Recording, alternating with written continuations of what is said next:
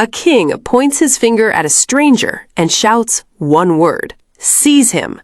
His hand freezes right there, mid-air, in front of his entire court. He can't pull it back. He can't move it at all.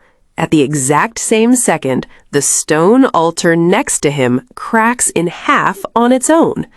This is a king who built 2 golden calves, told his whole nation, "These are your gods now," and thought he could get away with it. His name is Jeroboam, and this is the moment he finds out he can't. Jeroboam didn't start as a villain. He starts as a hard worker. Solomon actually puts him in charge of a big labor project because he's clearly talented. Then a prophet named Ahijah pulls him aside, rips his own cloak into 12 pieces, and hands Jeroboam 10 of them. The message is simple. After Solomon dies, 10 tribes are getting torn away from his son and handed to Jeroboam instead. God's actually giving him the north. It happens exactly like that. Solomon's son turns out to be a terrible leader. The northern tribes revolt, and Jeroboam becomes king over 10 of Israel's 12 tribes. He gets a kingdom handed to him by God himself. And almost immediately, he panics. Here's Jeroboam's problem. The temple, the one place everyone's supposed to worship, is in Jerusalem, which is now in the other kingdom, the rival one. Jeroboam thinks, if my people keep going down there 3 times a year for festivals, they're going to start feeling loyal to that king instead of me. Eventually, they might even try to kill me and go back to the old royal family. So instead of trusting God, the same God who just handed him this entire kingdom, he comes up with his own plan. He builds 2 golden calves, sets one in a city called Bethel, one in a city called Dan. Then he tells his people, "Here are your gods, Israel, the ones who brought you out of Egypt. No need to go all the way to Jerusalem anymore." He's straight up making up his own religion. New priests, not even from the tribe that's supposed to handle that job.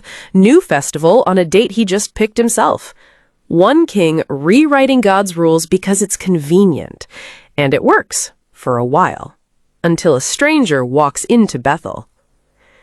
Jeroboam is standing at his golden altar in Bethel, about to do a ceremony, when a prophet shows up out of nowhere, sent all the way from Judah, the rival kingdom. The prophet doesn't whisper, he shouts it out, right there at the altar in front of the king and everyone watching. This altar is going to be destroyed. He even calls out, by name, generations in advance, the future king who's going to do it. Jeroboam is furious. He points straight at the prophet and yells, "Seize him!" And that's the exact moment his hand locks up, frozen, stuck in that pointing position. He physically cannot move it. At the same second, like it's timed perfectly, the altar itself splits apart and the ashes spill out onto the ground, exactly like the prophet just said it would. Suddenly, the most powerful man in the room can't even move his own arm. Jeroboam completely changes his tune. He begs the prophet, "Please pray for me, ask your God to fix my hand." And the prophet does. Jeroboam's hand goes back to normal, right there in front of everyone. You'd think that's the wildest part of the story. It's not even the end of it. Jeroboam, grateful his hand works again, invites the prophet back to the palace, offers him food, even a reward. The prophet says no. He tells Jeroboam that God specifically told him not to eat or drink anything in this place and not to go home the same way he came. Clear instructions. He heads out of town a different route, exactly as ordered. Then an old prophet living in Bethel hears what happened and chases him down, catches up to him and lies straight to his face, claims an angel told him to bring the young prophet back for a meal.